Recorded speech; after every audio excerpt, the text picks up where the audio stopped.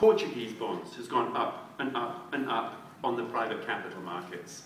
When I looked a couple of days ago, I saw that the market rate for Portuguese bonds is now 11% higher than for German bonds. 11%. This is clearly a rate that the Portuguese government can't pay. And the rate for the Greek government doesn't bear mentioning. So the way that the new fund is being set up is one which has deeply sharpened the problems faced by countries in southern Europe. Okay, that was a bit on the background. I'm now going to spend the last part of my talk mentioning 5 areas where it seems to me something could be done. The first concerns the ratings agencies. As I said, the crisis in Greece was detonated by the rating agencies lowering their rating of the Greek government's ability to repay its loans. These rating agencies, as many of you are probably aware, are private profit-making organizations, all based in the United States. There are hundreds of rating agencies, but there are only 3 that matter. Standard & Poor's, Fitch's, and Moody's. 3 profit-making US firms. And the criteria that they use to assess government bonds is highly dubious. I won't go into the technical details here, but people that concern themselves with this find it very, very questionable how these agencies arrive at their ratings. And here in the euro area, the reforms that have been introduced in the euro area do foresee some increased supervision of the rating agencies. But it's very minimal. Basically, they will continue to operate as private profit-making agencies with some supervision of their transparency. And it seems to me that one key demand, it's not a demand that I'm raising alone, it's a demand that has been raised in a number of quarters, is that we should set up a public sector rating agency in Europe. Every 2 years, I have to take my car to be checked by a public sector agency to see it's safe. When it comes to financial markets that can cause huge damage, the rating is checked by a private profit-making agency. This is not adequate, and it seems to me a minimum demand must be that we have, at a European level, a public sector rating agencies which operates on a rational basis.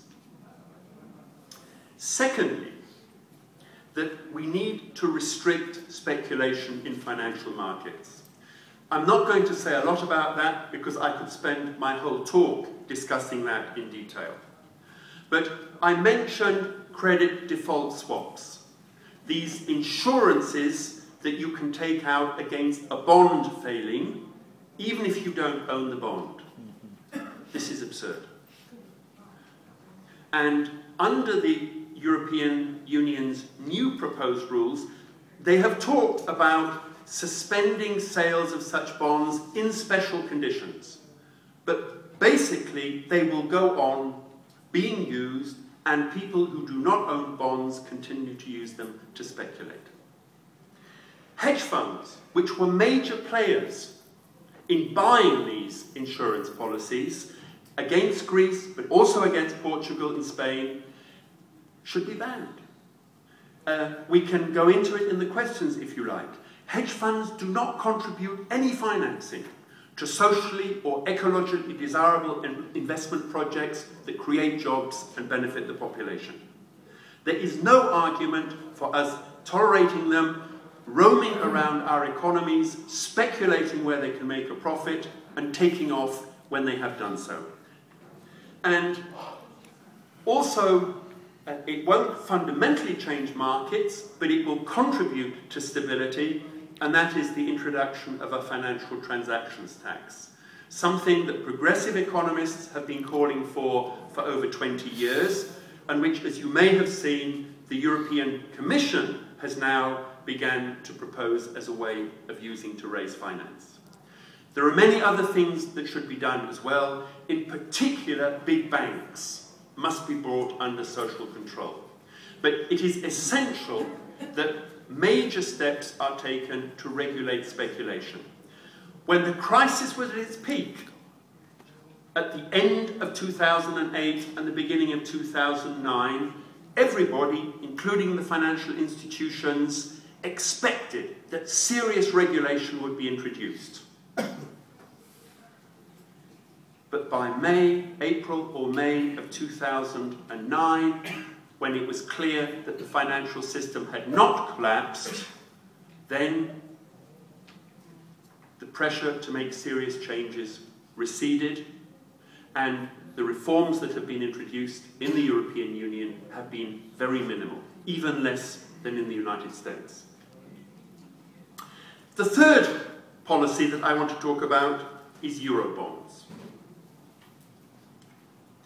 A key problem for countries like Greece and Portugal and Spain is the cost of borrowing in the private capital markets.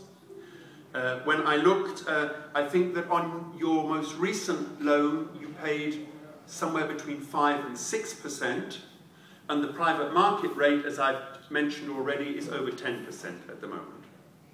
Now, this is not the case with German bonds or with US bonds.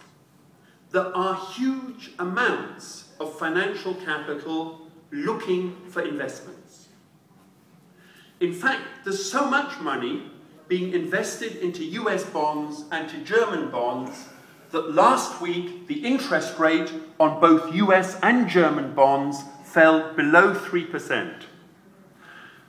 It fell because so many people want to buy those bonds. So there isn't a shortage of capital. Interest rates in the capital market are unusually low.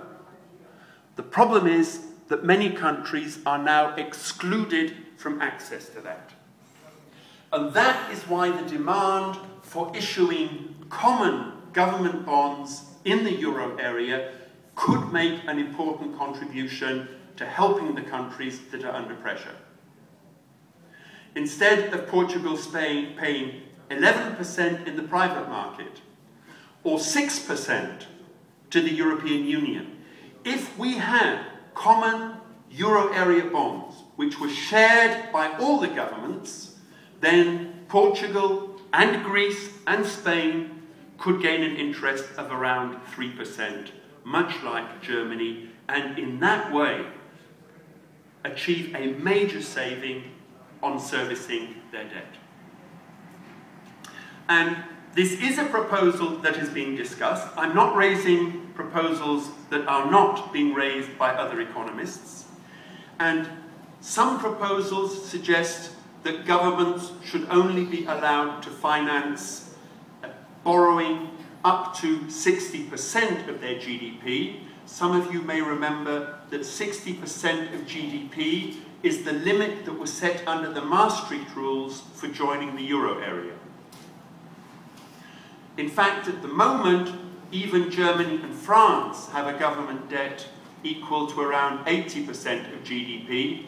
So some economists are saying we should have a common euro area bond where governments can finance up to 80% of their, a government debt up to 80% of GDP. We could discuss the details. But a common euro area bond with the same interest rate for all euro area members would be a major assistance to countries that are under pressure at the moment. And it would also provide a solution for Germany, which is also having to grapple with how to deal with this problem.